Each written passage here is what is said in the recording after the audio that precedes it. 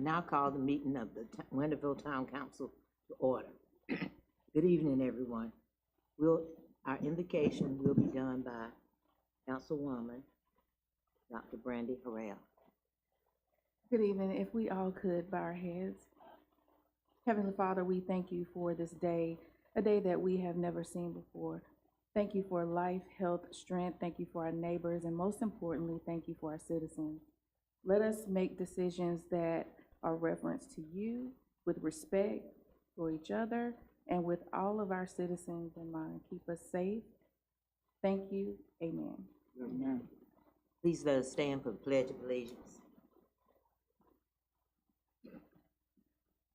I pledge allegiance to the flag of the United States of America and to the republic for which it stands, one nation, under God, indivisible, with liberty and justice for all.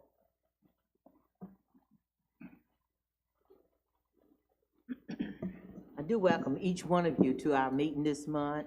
It's good to see the attendance here, and those of you that are interested in our town government enough to give up a few minutes on this night to come out. So we do welcome. We've got our county commissioner over there. We welcome you, Commissioner Smith, to our meeting.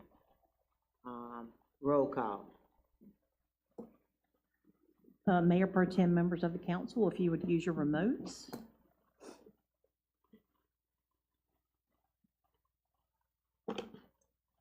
Mayor Pro Tem, everyone's present and accounted for with the exception of Mayor Hines. He had an emergency this afternoon and could not be here this evening.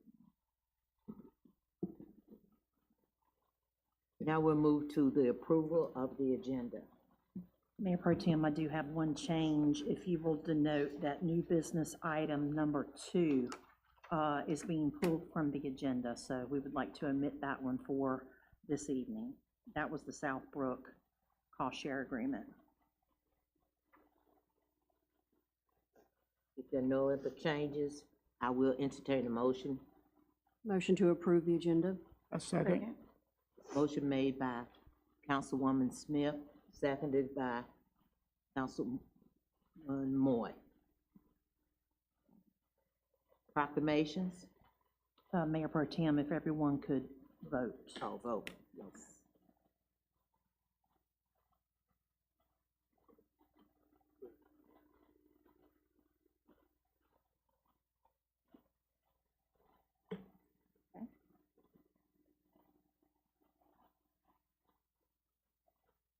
Now we're ready for our proclamations? Yes, ma'am.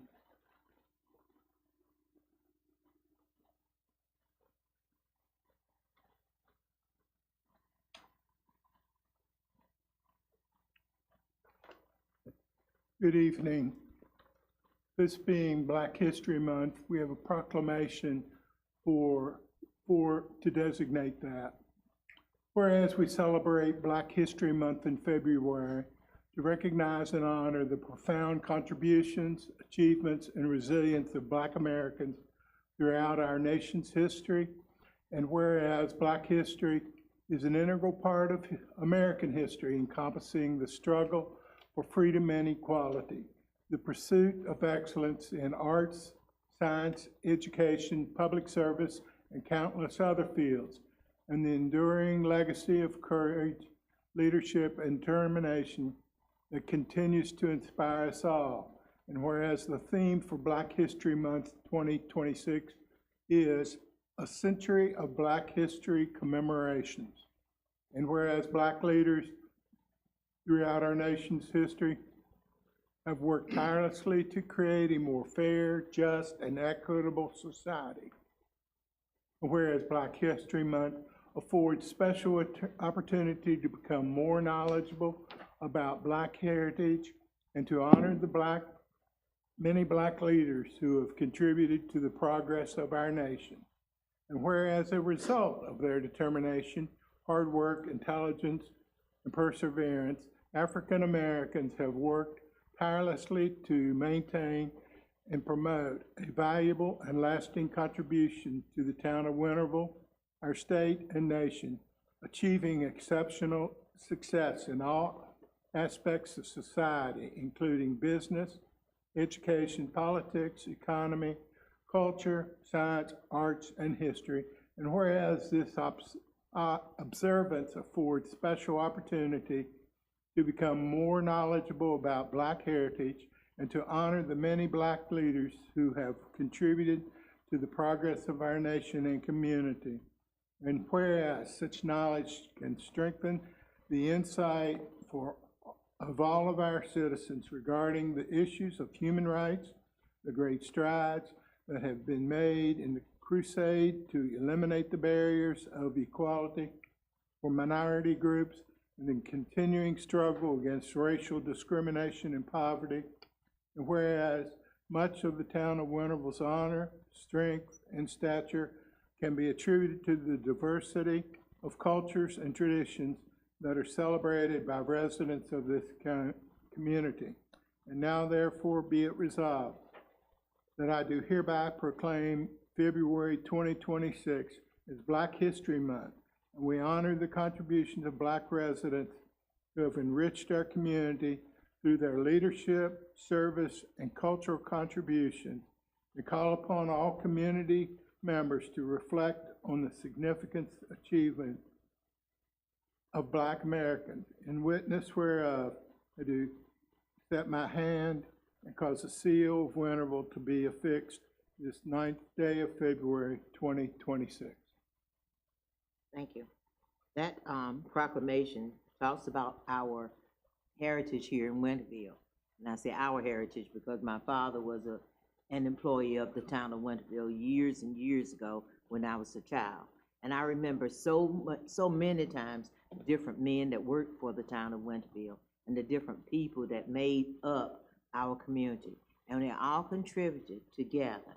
And I'd like to applaud the Historical Society because in their presentation of the history of Winterville, they do not, I'm not going to say discriminate, they don't leave anyone out.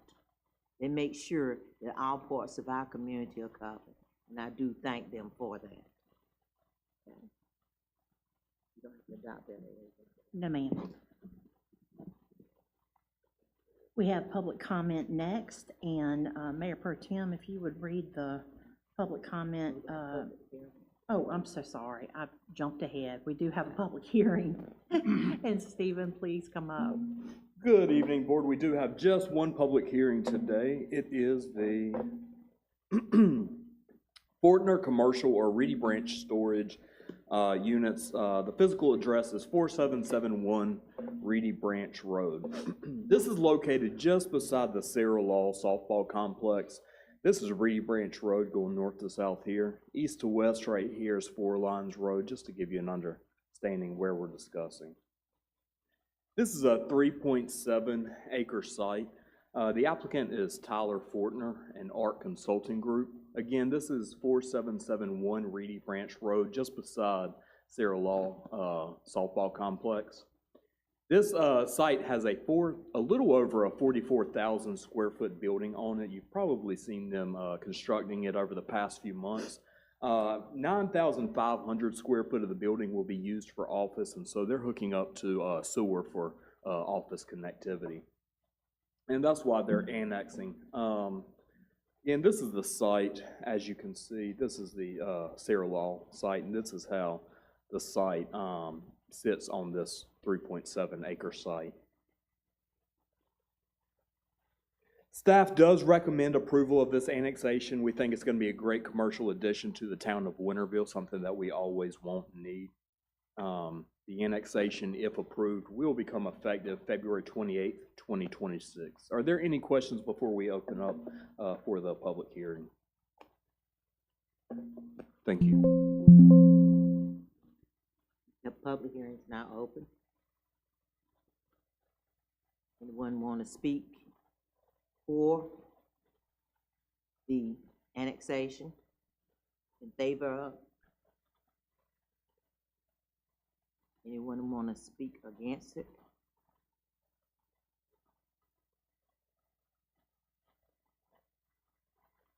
What's their pleasure? Yes, ma'am. Oh, wait a minute, we have to close the public hearing. Okay. So we need a motion to close it? Just announce it's closed. The public hearing is now closed on the Fortner commercial property. What is the board's pleasure now? I make a motion that we approve the annexation petition. Second. Motion by Councilman Moy, seconded by Councilwoman Dr. Araya. Any questions, discussion? You ready to vote?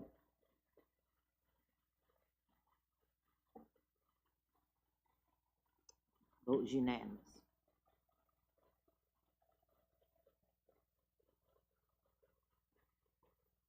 All right, we'll move now to our public comment. And this is our policy that I'll read. The public comment period of 30 minutes provides an opportunity for residents to comment on any item included in the agenda or to address the town council on any other matter related to the town of Winterville. For an item included in the public hearing section of the agenda, residents should address the council at the time the mayor invites public comment on the item. No public comment may be made to the council during the meeting, except the public comment period or as part of a public hearing. Individual speakers are limited to a maximum of 3 minutes, and no more than 3 speakers may address the council on a single matter. The town council may elect to take no action on the matter addressed by the speaker, may schedule the matter for further consideration at a future council meeting, or may refer the matter to town staff for disposition. Copies of the town comment policy are available in the rear of the assembly room. And we have 2. We do have 2. I think Mr. Chad Moore is first, and his wife. Oh, okay. Would you come to the podium if you don't mind?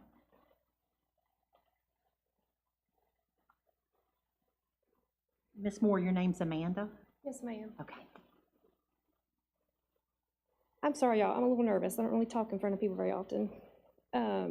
So, good evening. My name is Amanda Moore.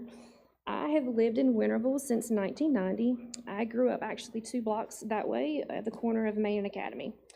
When I finished school, because, you know, this is the best school right here, in 2004, I bought a house in Barefoot Landing. In 2022, I met my husband, Chad, and we decided that we would continue to live in Winterville. He's working at A.G. Cox. It made sense. In 23, we built a home in Holly Grove. So we still currently own both properties. My husband, Chad Moore, is now the former baseball coach at A.G. Cox. He was removed of those duties on Wednesday, January 21st, due to me speaking with Mr. Councilman Johnny Moore. I spoke with Mr. I'm sorry, y'all. I've known Mr. Moy my whole life. I spoke with him the night of January the 14th, and I've known him for, gosh, over 30 years. We have been trying to get some help with our baseball field. Coach Dillahunt had been talking with Parks and Rec, he's our AD, about just seeing if they come till up the field.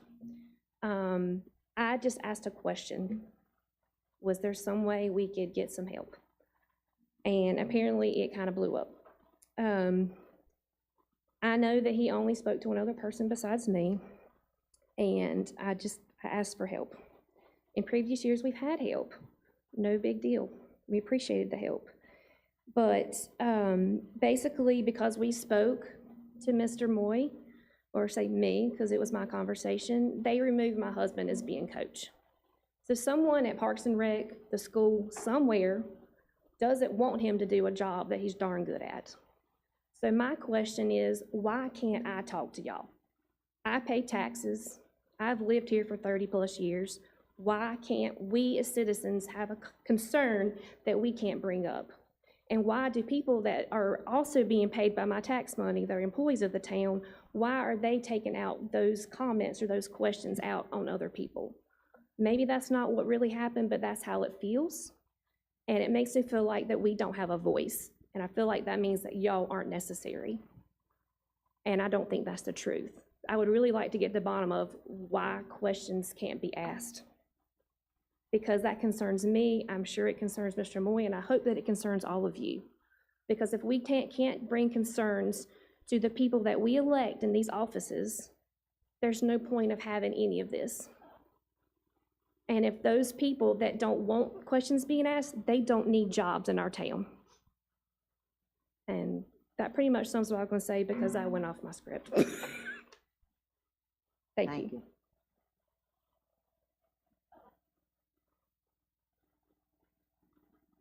Mayor Pro Tem, if I may respond to Ms. Moore. I'm sorry, Dr. Moore. I will be in touch. Our next one is, Matt De Jesus, I'm sorry.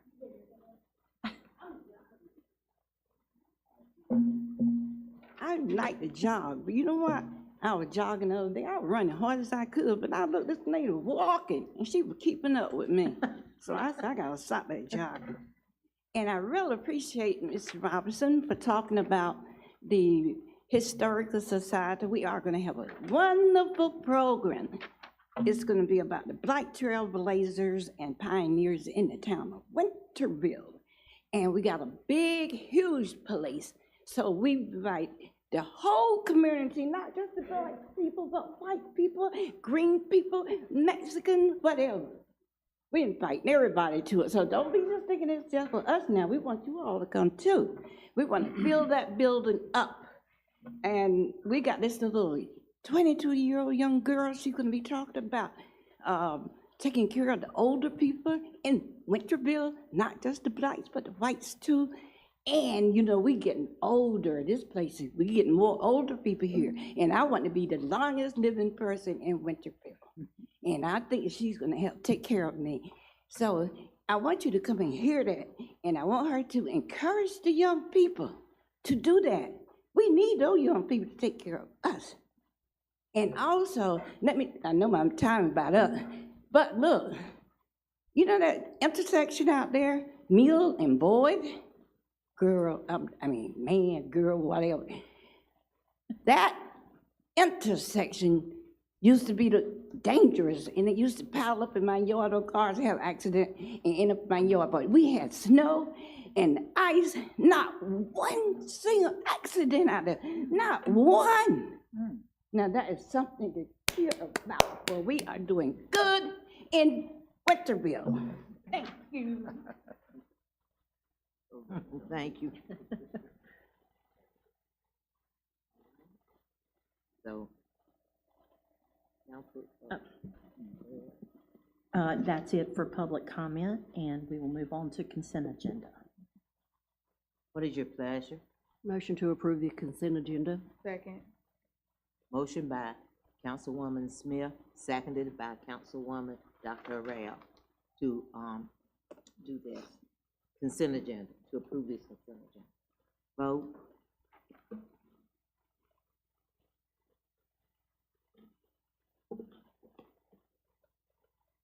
Vote is unanimous.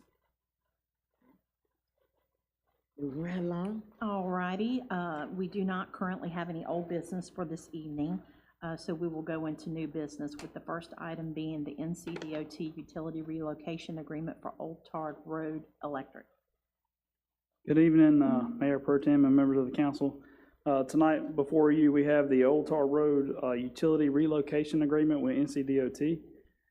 This is a standard contract that allows NCDOT to reimburse the town of Winterville for the relocation of the electric lines.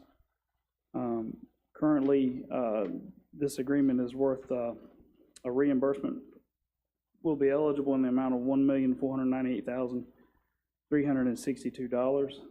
This is not the actual contract for the work. This is just a contract with NCDOT for the reimbursement of the work.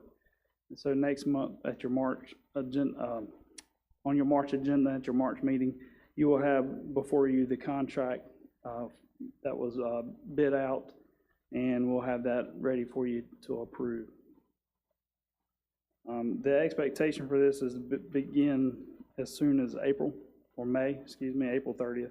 So really starting in May, and then once we do that, we'll move forward to the actual electric contracts for 120 days. So you'll see the electric line relocation process lasting throughout the summer.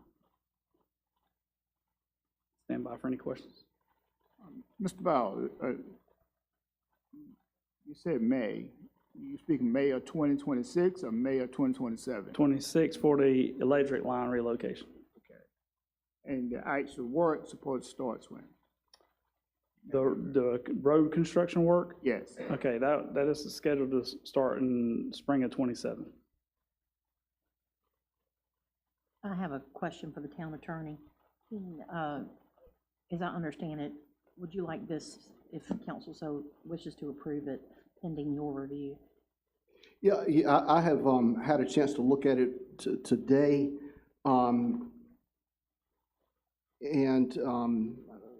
There was one thing that Anthony and I talked about that I think he was going to look into. So if the council would consider approving it for that one last thing for me to look at as he speaks with DOT. Outside of that one issue, I've looked at it, I'm fine with the contract. Okay. Council, any other questions? Well, I'd like to make a motion for approval of the contract. Utility relocation agreement. Yeah, would that, Mr. Moy, would that be subject to my review of that one matter? Exactly. Okay, thank you. I will second that. All right, we have a motion, any discussion? We'll vote.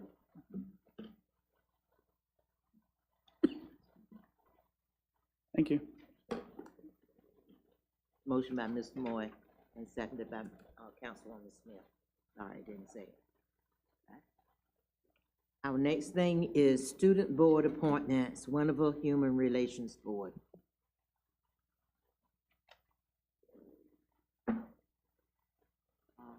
Don, are you handling that, or am I handling that?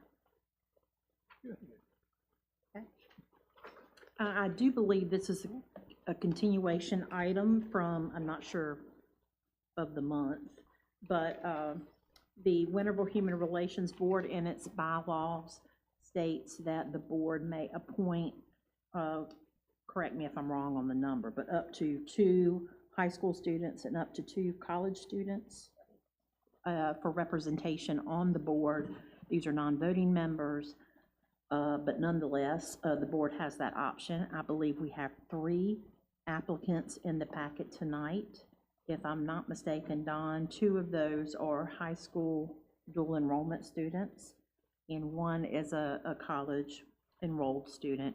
And with that said, I will leave it for council discussion.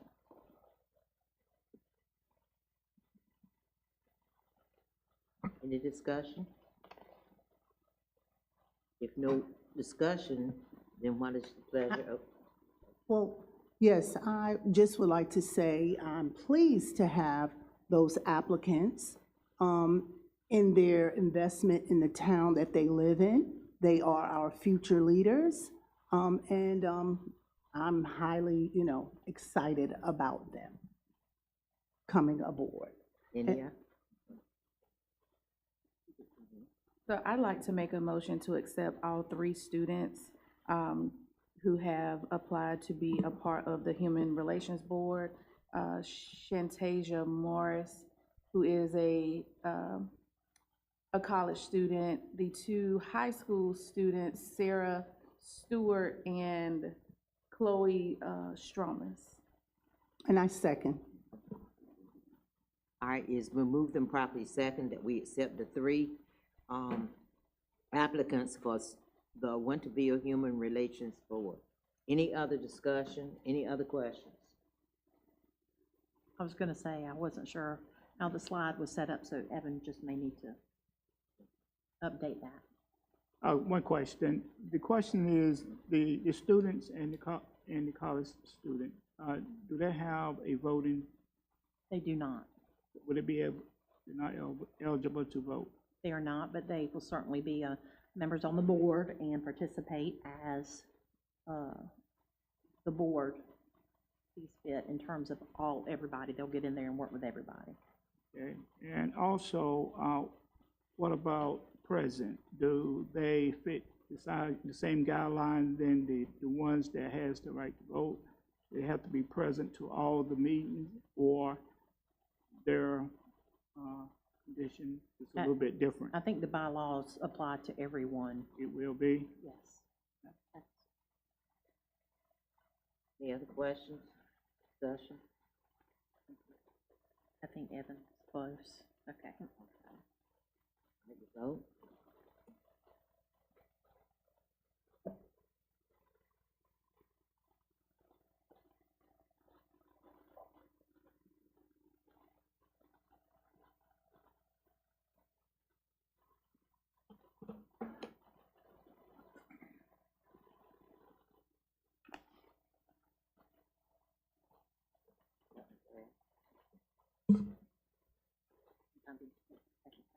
Thank you. All right, vote is unanimous. All right, other agenda items. The first one is the ongoing rationale, establishment of civilian advisory review board, traffic stop data. That's a mouthful. Yes, so I would like to continue speaking in terms of the rationale for the introduction of a civilian advisory review board. Last month, I introduced this and highlighted some disparities in traffic stop data. These disparities did not just come about in 2025. These disparities are long and ongoing. The first question I would like to ask is, has the town of Winterville ever had a traffic stop policy for our law enforcement? Has there ever been a traffic stop policy that our law enforcement should go by? And I'm asking that to the town attorney or the town manager. I'm not aware of one, but, I think in the policies and procedures, there may be a reference. I will have to double check that, and I will certainly get back to council on that. And where would that be located, Town Manager Parker? The police department policies and procedures, which are currently being reviewed and gone through the risk assessment process with the North Carolina League of Municipalities. That's being done internally, and then they will review the changes. There is a document, a whole document of policies and procedures housed in the police department. Okay, thank you. And when you say that there's, I'm not going to stay long, I'm not going to stay but another minute or so, but this goes back to the rationale for a civilian advisory review board. You say that the policies and procedures are being reviewed by the North Carolina League of Municipalities via risk assessment. When was this started, and when should council members have been made aware of this? And then when will we get their findings? While I am aware that as town manager, you serve as, the overall, supervision, general supervision, but we are indeed town council, and we, help to direct the various departments, including the police department, and we do also have a say in policies. So my question is just, when did this begin? When will it end? When will we get findings? As we know, we are midst a transition of the chief of police, and I just want to be clear on the whole framework for that. Sure, absolutely. So I believe Dr. Harrell, Councilwoman Dr. Harrell, called it to our attention that it was a process available to us. I was familiar with the process, but it was good and timely, and we reached out. It's been several months ago, and I believe it's been reported in departmental reports that we are going through that process. Part of the process is an internal review and updating of the policies and procedures for the department. And then once that's done, the league will review those policies and procedures along with a litany of other steps that are undertaken to go through that process. So I would say that it is well over a year process, and with a change at the helm, with having a new chief come on board, it will probably be longer than that because the new chief will need an opportunity to get on board, catch up with where we are and what's left to do in that risk assessment. And if I could take the opportunity while I'm talking about this to jump to one of Dr. Harrell's items, if she doesn't mind. Not at all. Okay, thank you. I was gonna ask about that, so we can, go ahead and speak on the Yes. NC-LEA.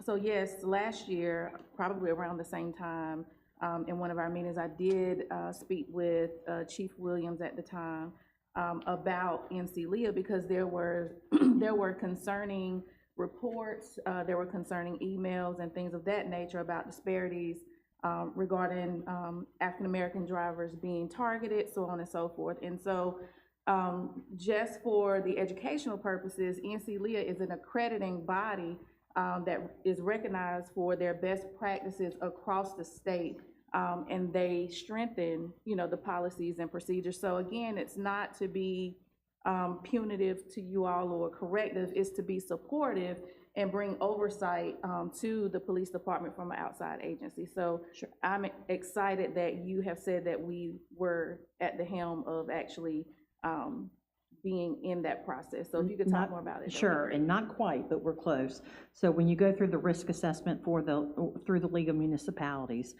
once you complete that, that will offer a reduction to the town on our liability insurance rates. And in addition to that, it will take you through and get you, I don't want to put out a percentage closer to the state accreditation process, but it certainly puts you in a position where you're poised to be able to complete the accreditation process. Your policies and procedures will already be reviewed, they'll be updated, they'll be in line with the accreditation process, so it would put us in a good position to be accredited. Now, when an agency is accredited, there's a lot of work and potentially additional personnel that might be needed to go through that process, but when we're close to that, we will certainly report to council what that entails. But back to Councilwoman Hawkins, in terms of getting back with council, I sort of see these as a hand in hand. So we finish the first part and then we segue into the second part. We will keep council abreast as the risk assessment process is coming to an end and we actually receive that report. And then as we segue into an accreditation process, then we will keep the council abreast as that process moves along. Now, neither of these are quick, so it certainly takes time, and that will be, again, the risk assessment will be probably longer than it would otherwise be due to the impending police chief change. Also, just want to make sure as well that this accreditation does, you know, move our police department toward accountability, community trust, and also within that process, if you could check on that, Town Manager Parker, about the community surveys, because I'm thinking that there is another outside, you know, probably consultant that does actually talk to the community and things of that nature. So if you could check on that and give us that report, that would be great. Thank you. Sure. Thank you, and I appreciate knowing that as well is in place. This helps to support the need for oversight. However, I do not want that to be in and of itself and separate from a civilian advisory review board. We have a variety of boards here in Winterville. I think that the establishment of a civilian advisory review board will and can work hand in hand with the NC-LEA certifications because of the track record. And for the record, I want this noted. And I want to speak about it, but for the record, the rest of what I'm speaking about, I want it noted for the record, please, Town Clerk Harvey, that while I reported last time There, out of 1,235 people that were searched within a little over a 6-month period, 810 were of Black people, right? And then out of those Black people, 147 Black males were searched, while 28 white males were searched. And then of those Black people, 53 Black females were searched, while 22 white females were searched. This is in a little over 6 months. So then to dig a little bit deeper, for the year of 2025, there were 318 Black males searched and 51 white males searched. There were 115 Black females searched and 37 white females searched. This is being shown as a disparity between races because it is just blatant. It is a red flag, and it should have been tracked well before. There is much more data that I have, but I could actually sit here the entire night. What I would like to say in terms of that, out of the 810 Black people stopped, there were 419 verbal warnings and only 31 written warnings. When you have a lot of verbal warnings, that stops track record. That stops a track of how a paper trail of who was stopped, why they were stopped, and the particulars in terms of the stop. This should be noted. Also, another point in establishing the reasons for an advisory board. An advisory board will serve to do these audits as opposed to myself, as opposed to other concerned citizens, so that they can spot check and ensure that there is equity in stops. And while we've heard words of, well, they probably weren't all from Winterville, that doesn't excuse the blatant disparity. It wouldn't matter. That would even make it worse that they weren't just residents. And then out of those stops, I would like to know how many stops were fix-it tickets. Were they stopped and given citations and then told to get this fixed in 30 days and this will come off of their records? I just would like to know the premise of the stops. Lastly, with looking at the reports of the stops, they were concentrated in about 4 main areas. Now, while there were more than 4, when you count, it was averaged 4 areas. And I am going to follow up to see if these areas are high or exacerbated crime areas as opposed to other areas in Winterville. I'm also going to see how the ratio of race plays in. These would need to go in. I don't know how the study is going with NCLEA, but being proactive, looking to change this. This has been going on far too long, and we must do something to get more public trust. This is not picking on any one department, because numbers are numbers, and numbers do not lie or deceive. I am shocked that while these numbers have been sitting here, I am going to be bringing towns of the same size as Winterville and in comparison. And while this is public record through the State Bureau of Investigation, something should have been done sooner than later. Thank you. That's my item for traffic stops. Thank you. Any other comments on this item? Any other board members? All right, number 2, Town Hall Community Conversations. Councilwoman Hawkins. Yes, so I just wanted to, last March, we had a town hall, and we had some of the community to come out and ask questions of us as a council. I would like to not only ask that we plan to do this again, because the town is of its, the town is made up of its people. The people are at the top of this town, and we must hear their voices. We just recently heard that the citizens' voices matter. Now, with that being said, I don't know, we can go into a quick discussion. If the rest of the town council members would like to have a town hall, if not, I am going to have a town hall for a community conversation. Excuse me, we didn't take any action on the first item. So is there any action that we want to take on the first item? The Citizens Review Board? Actually, I wasn't seeking action. It is an ongoing rationale. I have more to bring, and I will be Well, I was bringing it. thinking that someone could make a motion as to establish the board, the review board, or what, you know, and I wanted to give the board that opportunity. They can have that opportunity if they so choose to, but I'm going to continue with my ongoing rationale. This is just not even a snippet of what needs to be shared with the public.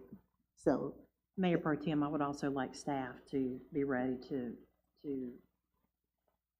be able to discuss that item as well. Okay. All right. We'll go back to your conversations.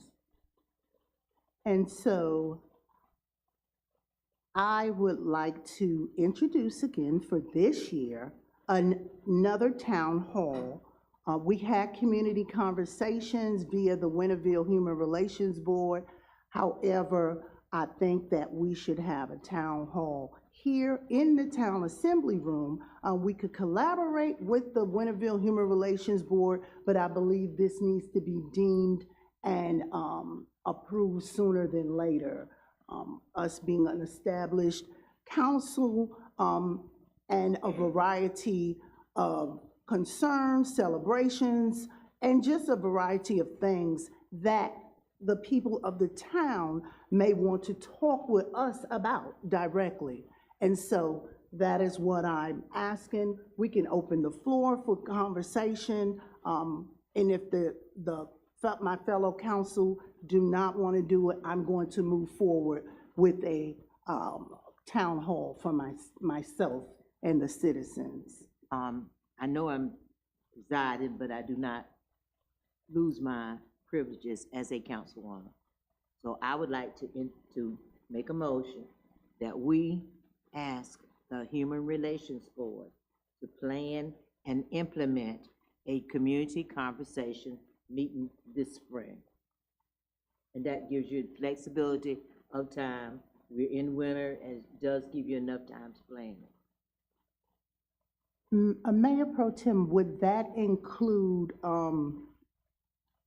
would that be here? Well, we will establish that. So you said you're making a motion that the Winterville Human Relations Board have a Plan and implement.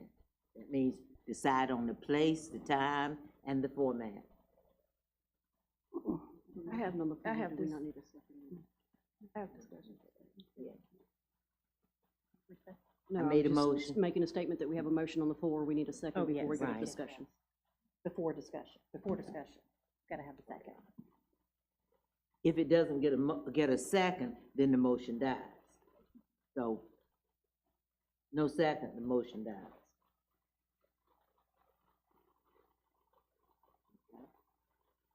I'll make a second.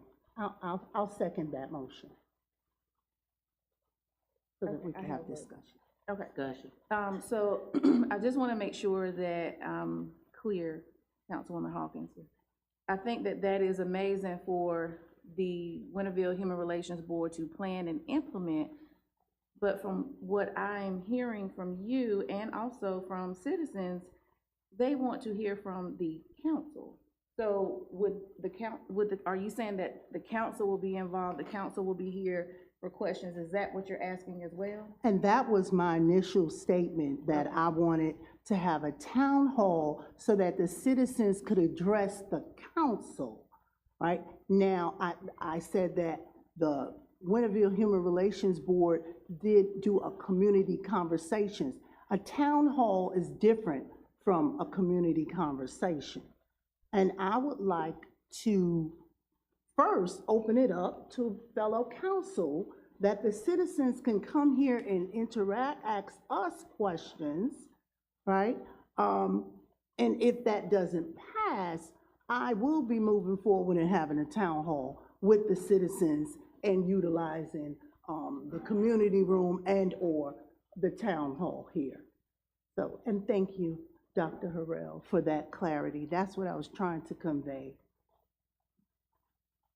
And there, I believe there was a question, if we have, I'm trying to figure out what's the difference between what we do now. Without public comment, citizens can come and address the board on any matter. They can do that. And it's in a format that all of us can be here. If we were to have it at any other time, it would be considered a meeting, am I correct?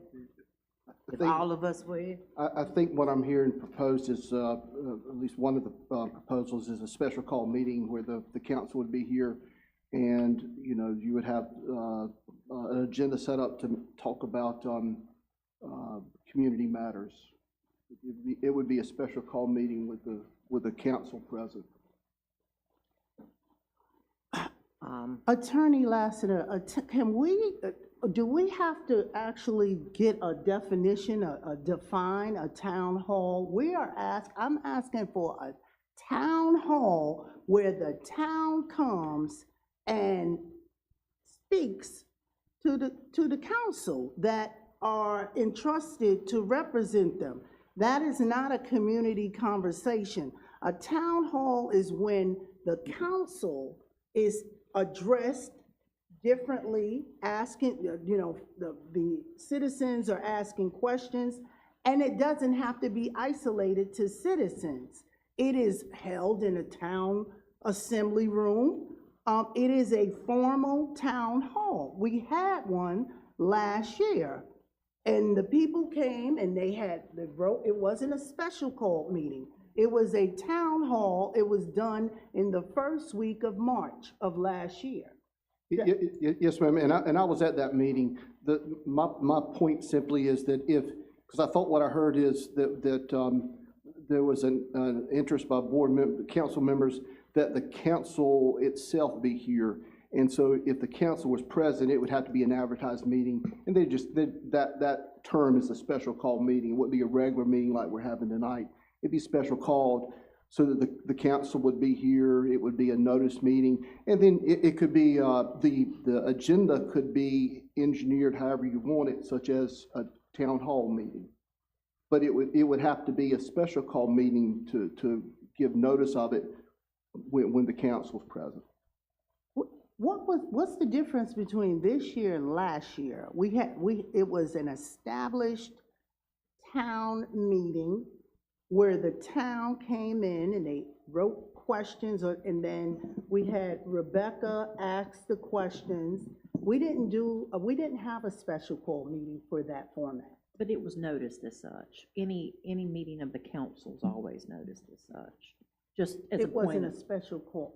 It may not have been called that, just like our Okay. annual planning meeting is, well, that's actually voted in our calendar, but any meeting outside the regular meetings are called that, but you can title them accordingly, if that makes sense. It can be, again, the agenda could call the meeting whatever title it wants to give it. I'm just saying the technical legal term, you have a regular meeting, special call meetings, and emergency meeting. This would just fall underneath a special call meeting. It doesn't matter to me. I'm just saying, last year we had one and it wasn't this level of complexity in terms of what is it and how is it. And what the difference between public comment in a town hall is public comment you get up and you make your comment for 3 minutes, and the council does not have to answer you, or, you know, it's not an interaction. A town hall is, you know, you're there willingly, you're ready to, interact. It is a conversation, per se. That is the difference. And so it doesn't matter to me how it's worded.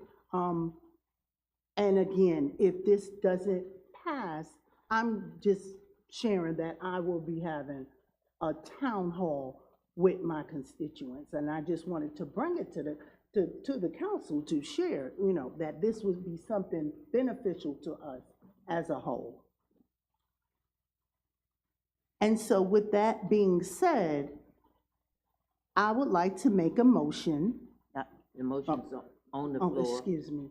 So sorry. I'll withdraw that motion if who seconded?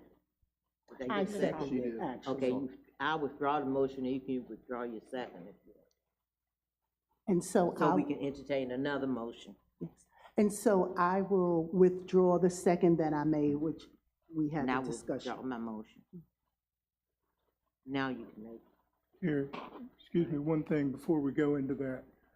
The meeting of question was advertised, and time flies when we're having fun, because it was in 2024, not last year, on March the 7th. And it was a noticed meeting and advertised. Staff just usually handles that, so I think that may be why there is some confusion. Thank you. And time does fly when does. you're And it you're was called a invested in the town hall public. meeting is what it was called, but it was advertised. It was called a town hall meeting. And, okay, thank you so much. Thank you, Donald. And so with that being said, I would like to make a motion for a town hall meeting here in Winterville between the town council and the citizens. And then we will establish a date in the spring, early spring, or next month, March. But I would like to make a motion for a town hall. Second. We have a motion and a motion by Councilwoman Hawkins, seconded by Councilwoman Dr. Harrell, to have a town hall meeting.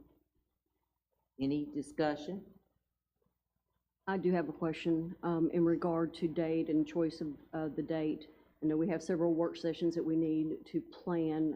How will we decide the date? How will we come together and plan the date for this particular meeting? If I could recall, when we were talking about the sessions to go over policies and procedures, there was no date set. We are supposed to collectively come up with, I guess, about 2 to 3 options. And that was not in March or April, if I can recall. Right, I'm supposed to send out a poll with some suggested dates. And so this, Mayor Pro Tem Robertson did mention March. We are in February, I would say March or April. How do we come up with a definitive date? That would probably go by the same format, maybe a poll of the council, and that is quick. We have technology, and we could come up with a first and a second choice.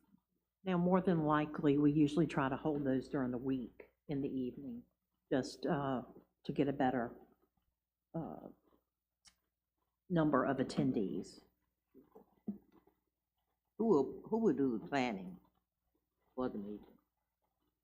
And so, Mayor Pro Tem, there was not a lot of intricate planning, but we did have the Chamber of Commerce be asked to be the moderator or ask the questions. This time, we may go by another format. This was just motioned, and so if you give me another week or so, I could have something planned, and if my fellow council would like to collaborate in this planning, I'm quite sure we are capable of doing it successfully. Councilwoman Hawkins and Mayor Pro Tem Robinson, I will help do the planning. Thank you.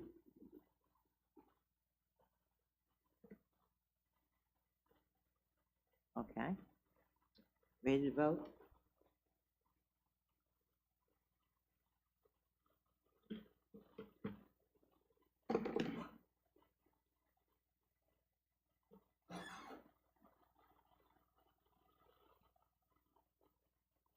The vote's unanimous.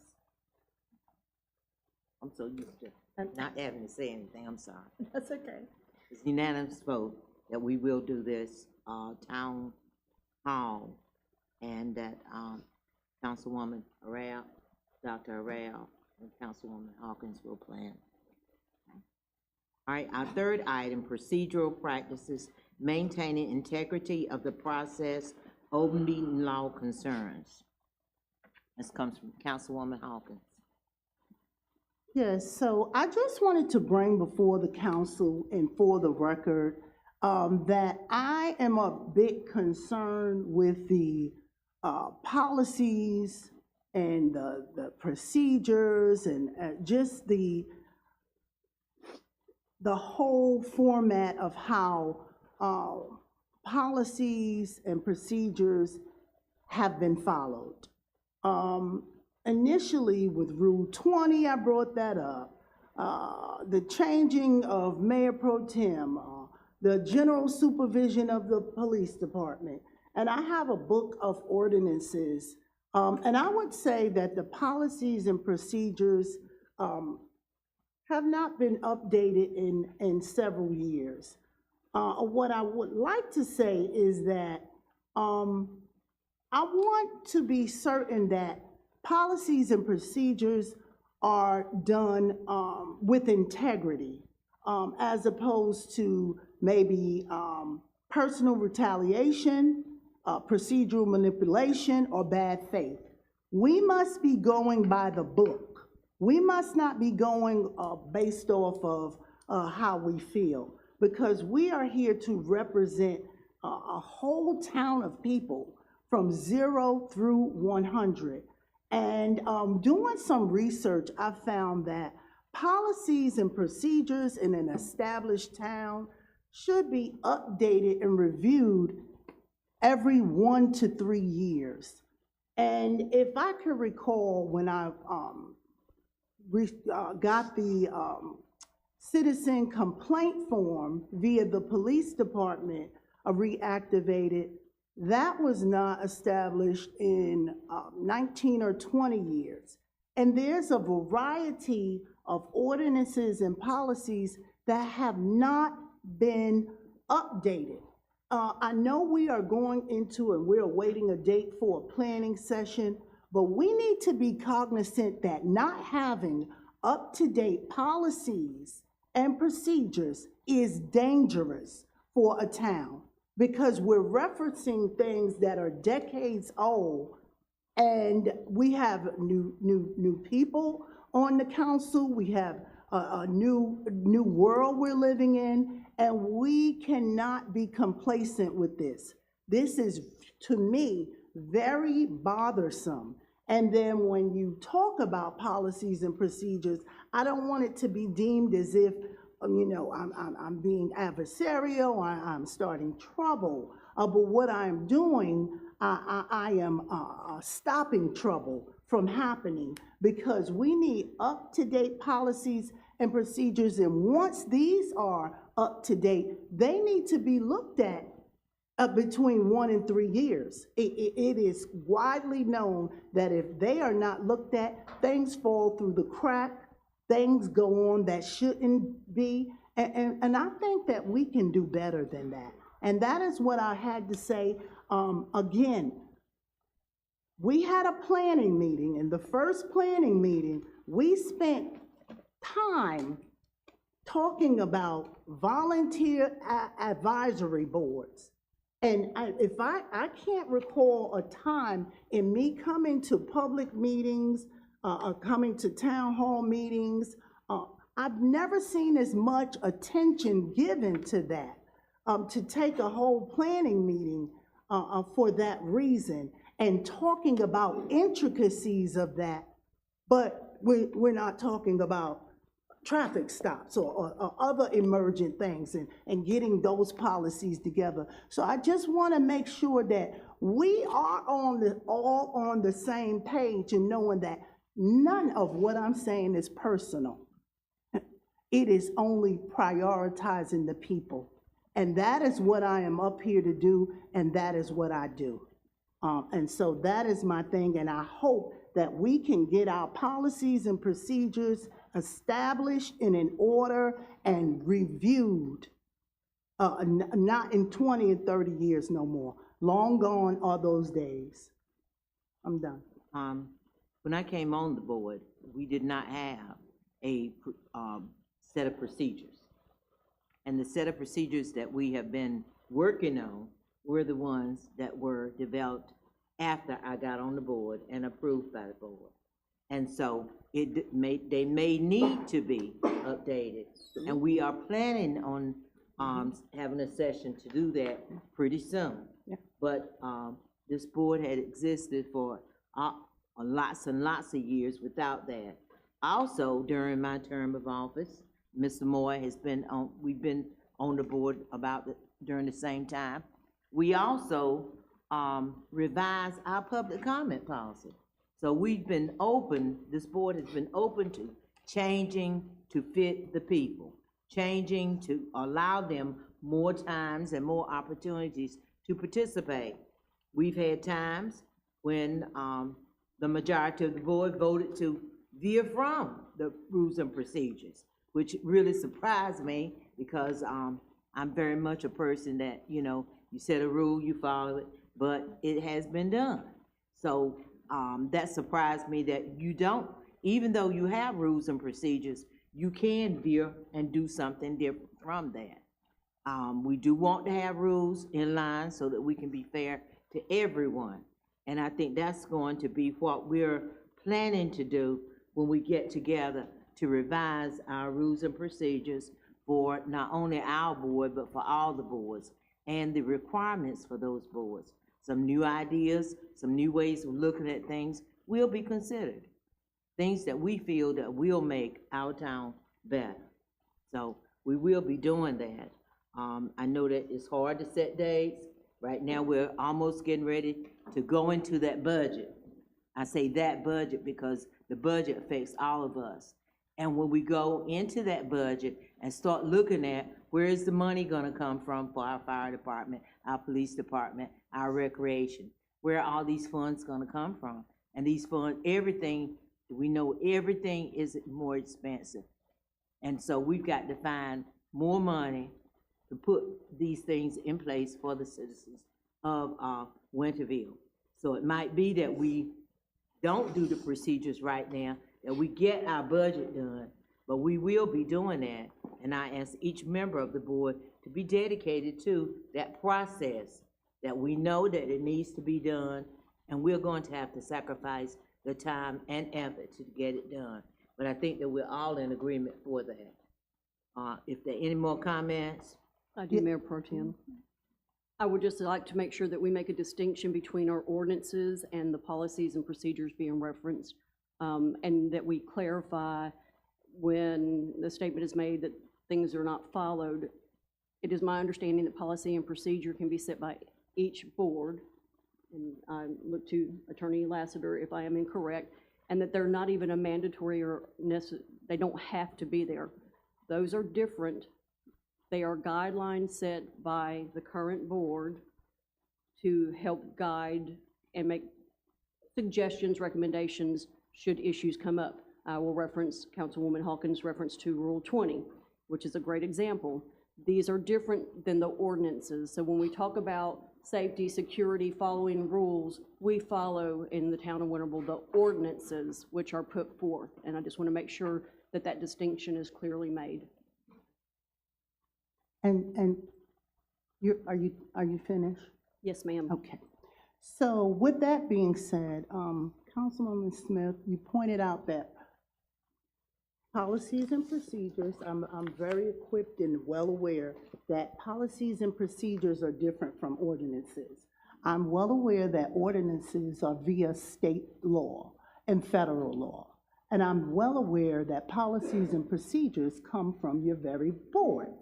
What I said before is that procedural manipulation, bad faith, and doing things by policy and twisting and mixing them up by the way you want to is not good. It doesn't look good, and it doesn't show accountability. It doesn't show that you are being accountable or responsible for the policies you made. It is actually temperamental, and it's actually becomes a personal thing rather than the very policies and procedures that should have been set and stood on. And when we talk about policies and procedures, these have not been updated in close to 2 decades. If we want to look at the date for that, that's 2 decades. And this ordinance have not been, it varies. This can go even to a decade, through 3 decades, if we want to look at it. So it appears that everything that I say, there's an objection, there's a, we're going back and forth. Bottom line, this is not personal to me. I am speaking for what is right. Whether anybody likes it or not, the facts are the facts and the numbers are the numbers. And we as a town should do better. And calling out things that should do better does not make you wrong. A person who wants to be friendly and have friends with everybody and everything is okay, that is somebody you really need to watch. That is somebody you really need to watch. A person who is identifying things to improve the town, it protects future residents as well as current residents. And again, it's okay to be committed to object to me, but let's start objecting to the facts. So Councilwoman Hawken, I believe that you have taken that personally. My clarification was for the audience here and any constituents who are watching, that they are clear on the ordinances versus policies and procedures and how those work. Thank you. Not personal, just keeping the people prioritized. Thank you, and that is what I said.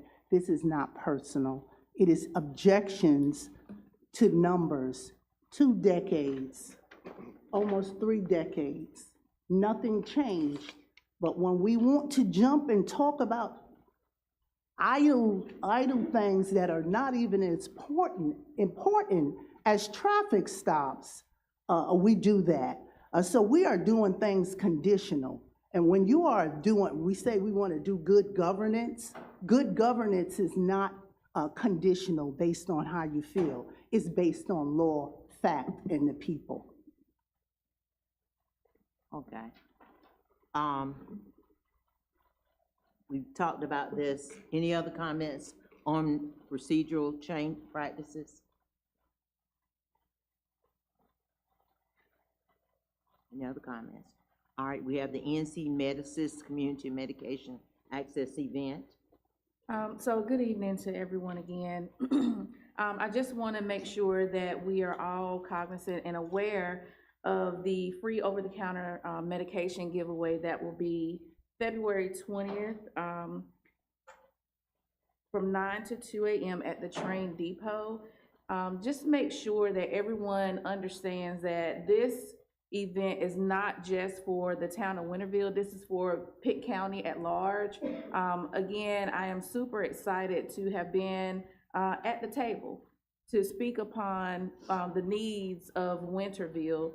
This event, it really reflects the commitment to improving health access to our community with basic resources. So some of the things that folks have asked me, what can they get? Tylenol, cold and flu medications, allergy medications, vitamins, and general wellness supplies. And so I just want to make sure that everyone, again, is aware that it's open to our town, but it's also open to Pitt County. No insurance is required. This is free. There's no cost to participate. And Town Manager Parker if you all still or could recycle that on our platforms. Yes, ma'am.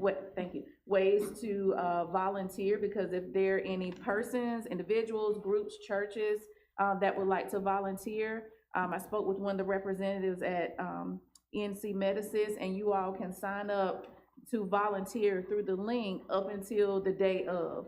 And so if you are able to volunteer, that will be great. But if you're not able to volunteer, please make sure that you sign up by the 13th of, what is that, Friday the 13th, huh? Yeah. But anyway, make sure you. That's a good day. That's It a is a good great day. day. That's a good Make day. sure that you sign up by Friday the 13th to be able to get medications. Again, I know that these medications can be pricey when you have to get cold medications, all the supplements to stay healthy and things of that nature. So I just want to make sure that we understand that collaboration, I'm gonna say that again, that collaboration represents our commitment to people-centered solutions, as well as meet our residents where they are with their wellness needs. So we want to make sure that our town is well. And that's all that I have to say about that. Thank you. I know a lot of people have been registering for that. Yes. I experienced this for the first time last year. I attended the one at the health department. Right. And it was very, very, it was a lot of people there. And of course, I got my packed stuff that was, things that I do use and need. And some of them I still have. So I do urge our citizens to go. And our senior drop-in program last week, our recreation director made copies of the brochure and gave them to the seniors.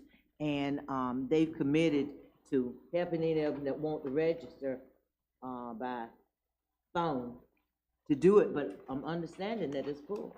The registration? Registration. Someone told me they tried, they couldn't do it. So I will actually check into that, and then I will let Town Manager Parker know. If it is full, then we will make sure that we announce that on all of our platforms if the registration is full. But that, to me, sends a good signal that people are utilizing this free resource. But Thank the seniors will get a chance this Thursday to get assistance with registering. Thank you. Dr. Harrell, I have Yes, one sir. question. Who do we contact if we want to sign up? To volunteer? No, to sign up for the medication, for the, yes, for the medication. So there, if you want to use a form, as Mayor Pro Tem Robinson just shared, that there is a form that you can fill out, but also you can do it online. And if you need some help with that, you can contact Town Manager Parker. One more quick question. Is Yes. there an age requirement for volunteers? Is there a minimum age requirement? 18. So this is a great opportunity for our community as far as accessing these medications. Also for our young folks, old folks, any of them that want to come out and volunteer. Okay? Any other discussion on that? Any other questions? And thank you, Councilwoman Dr. Harrell, for bringing this to our community. All right, number 5, NCLEA. We actually already covered that one. Okay. We did, well, you did talk about it. Right. Okay. It was in conjunction with Councilwoman Hawkins' Okay. number one, correct? Okay. Okay, items for future agendas and future work sessions. Mayor Pro Tem, I think we've got several coming up, and I'll be in touch with a poll, or more than one poll. I got a question about that, engagement and accreditations support. Will that report come to us first? Will it come to the council first? As far as, you're saying that they will make recommendations? Okay, so the accreditation support, that's almost, we're going through the risk assessment through the league. So number 5, that is a separate program. Going through the risk assessment will position us to be able to have an easier and shorter time getting the accreditation, if that makes sense. That's almost like a second tier to this process. So if you're talking about the risk assessment, the report, feedback, et cetera, when you say, will it come to us first? before, Before it's shared with everybody. oh, yes, yes, yes. So we'll see the recommendations that they made. You will see where we stand in the risk assessment, yes, ma'am. All right, items for future agendas of work sessions. Any items?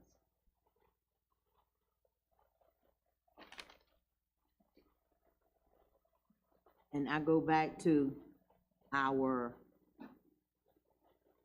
policies and procedures and ordinances, two different things. So are we going to have a work session? Or what are we going to do about those two things? I think we talked about that in our planning meeting, and yes, we will need at least one, but probably more than one work session.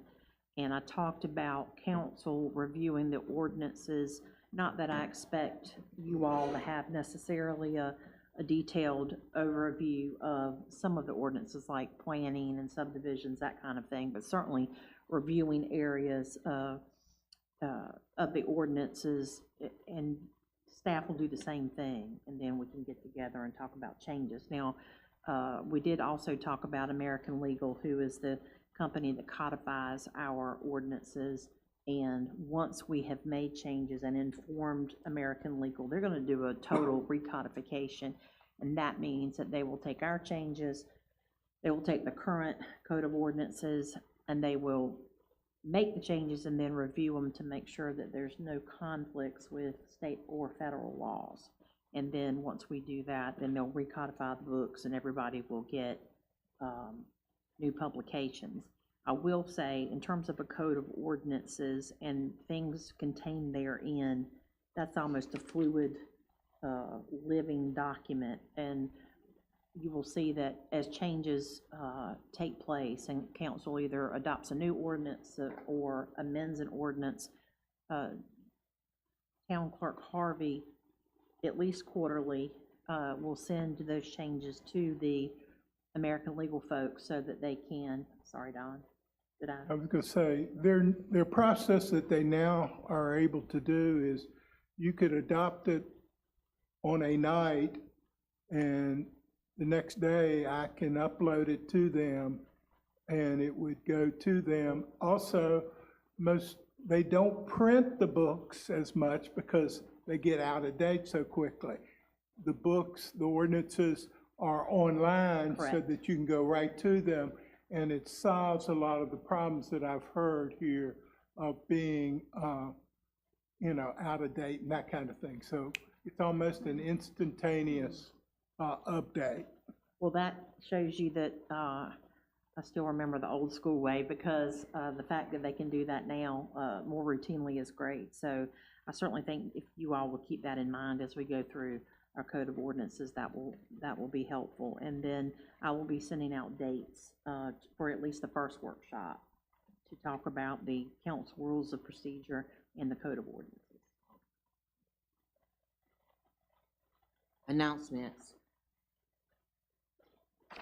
I'll draw your attention to your page, which is a separate sheet now because it's so easy to pull off and take with you. But time for the primary is upcoming. Matter of fact, early voting starts, what's today? Tuesday, Monday. Golly. I think it starts Thursday. What do I have? The 12th? That's 12th. right. So it starts on the 12th.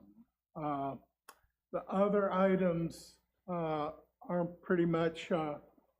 Harrell's already made reference to the MedAssist pharmacy and our normal ongoing things. And then the primary election is early next month. I'm looking for it, and somebody. March 3rd. There it is, March 3rd, thank you. And be glad to field any questions if anyone has it on these. Questions?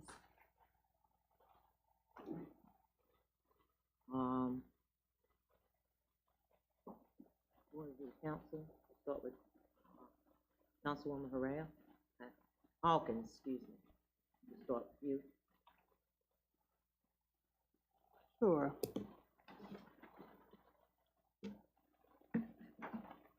So I want to start by saying, when your conscience knocks, you must answer. When your conscience knocks, you must not ignore it.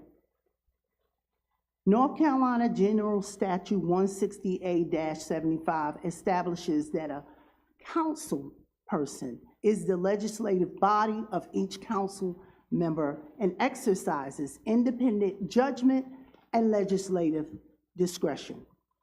There are no prerequisites, oaths, or legal obligations requiring agreement with the majority in order to serve as an elected official. This body operates within a democratic system, not a system of enforced consensus. Differences in belief, perspective, and opinion are not only lawful, but they are foundational to the representative government. As an elected councilwoman, I am a representative of the people and not a robot. With that being said, I exercise my constitutional and statutory right to speak, question, and dissent without fear of retaliation, intimidation, insinuation, or accusation. Any attempts to characterize independent judgment or misconduct, disloyalty, or disruption reflects an unspoken and improper expectation of conformity rather than lawful governance. Any retaliation of what I'm speaking about, whether direct or implied, will be met with strong and appropriate defense. This is grounded in the United States of America. I would like what I'm about to say to be placed on the record as an exercise of my lawful authority and constitutional rights, sworn duty to the residents I represent. I'm going to speak tonight about Pastor Darren Carmen. Pastor Darren Carmen. Everyone knows Pastor Darren Carmen as having had a lawsuit against the town of Winterville. Prior to that lawsuit, Pastor Darren Carmen was spoke highly. He was given commendations. He was elected, proposed as Hero of the Year here in Winterville.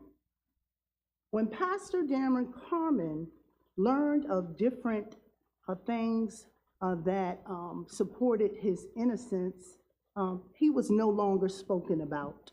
He was not spoken to at all via a lawsuit.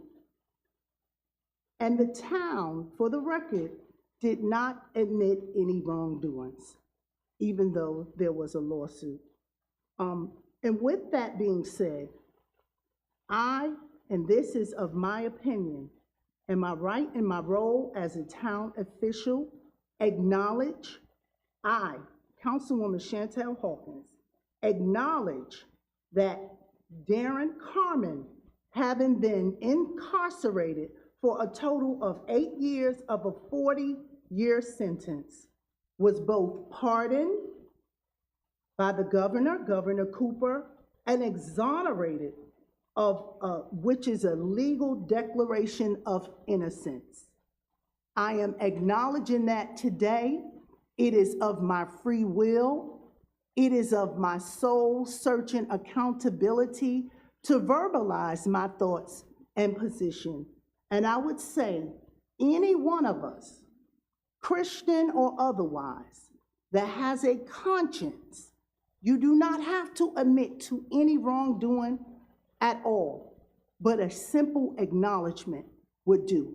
When conscience knocks, you must answer. That is my comment for tonight.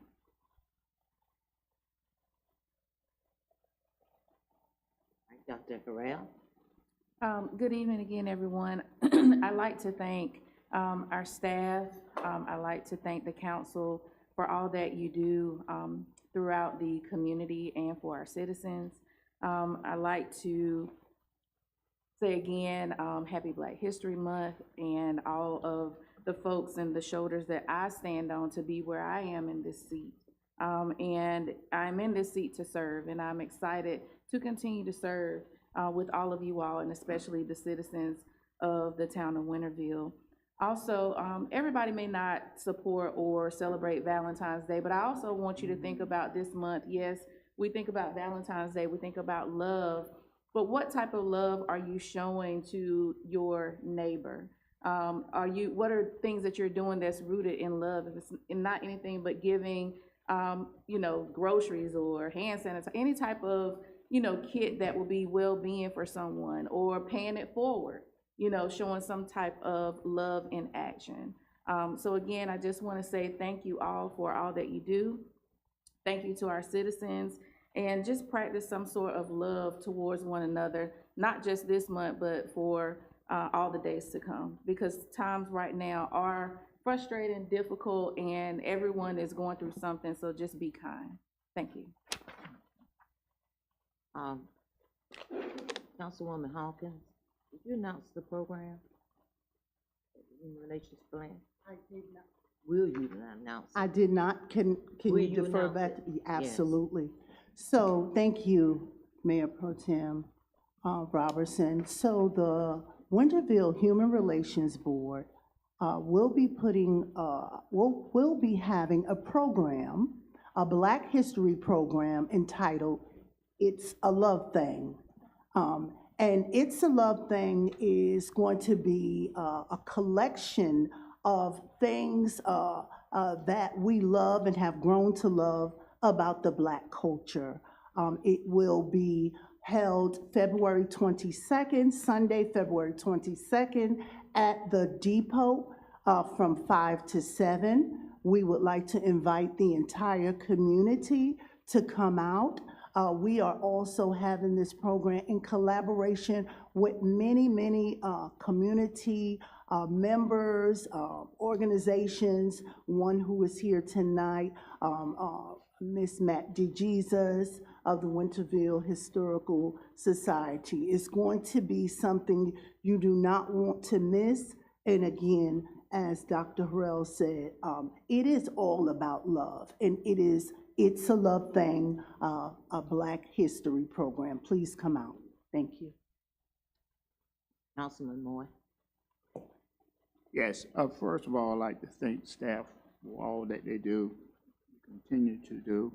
I also like to say to our citizen, thank you for all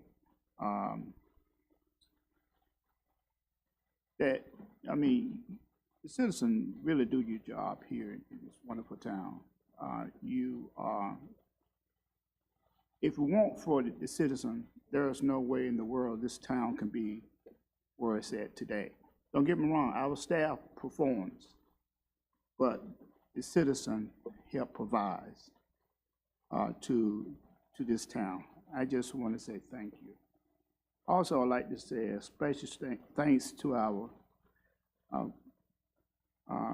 EMS and the fire department. The fire department responded to my home on Saturday night.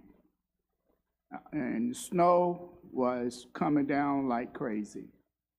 And those guys responded to my home on an alarm that went off inside my home.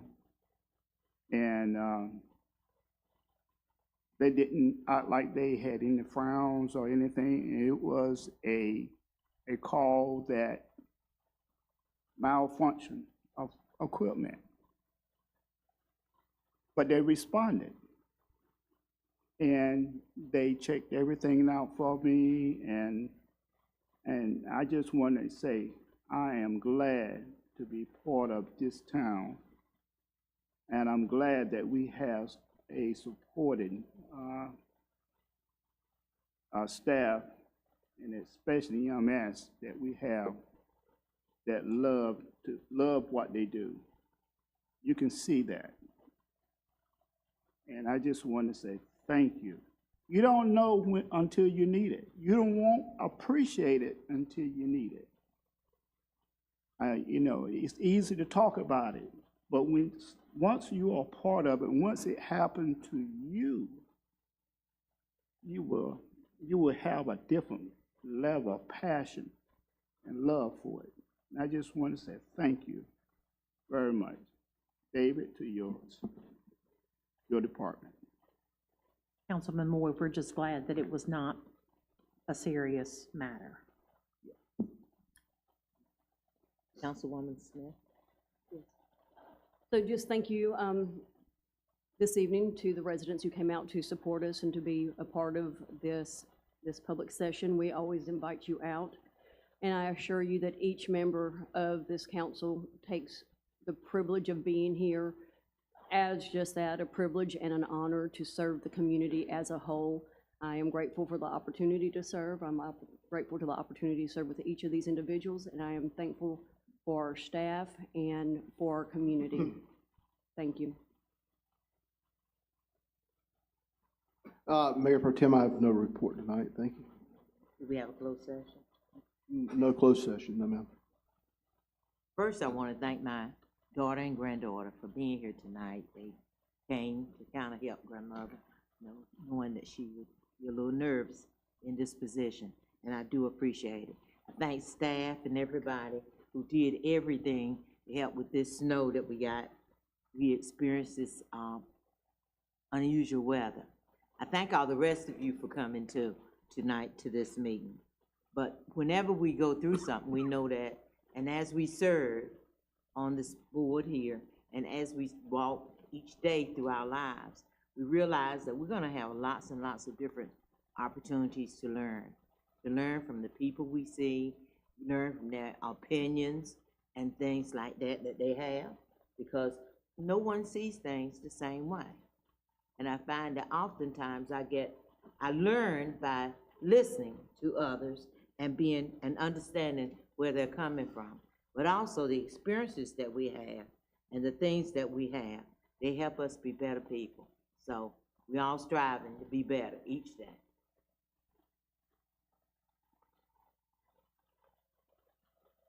Waiting on me. I just wanted to thank staff profusely for all of the good work and communication during last week's winter weather event. I certainly hope we don't have anything of the like for a long, long time. Hadn't had one in a long time. Hope we don't have another one.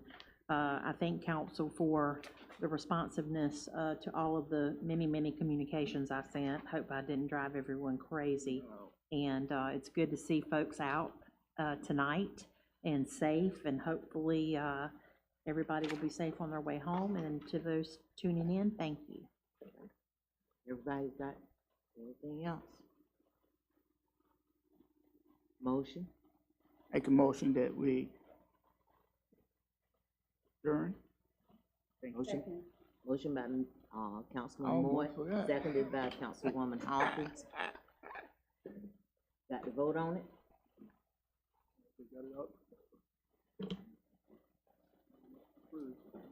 Meeting's adjourned. Thank you.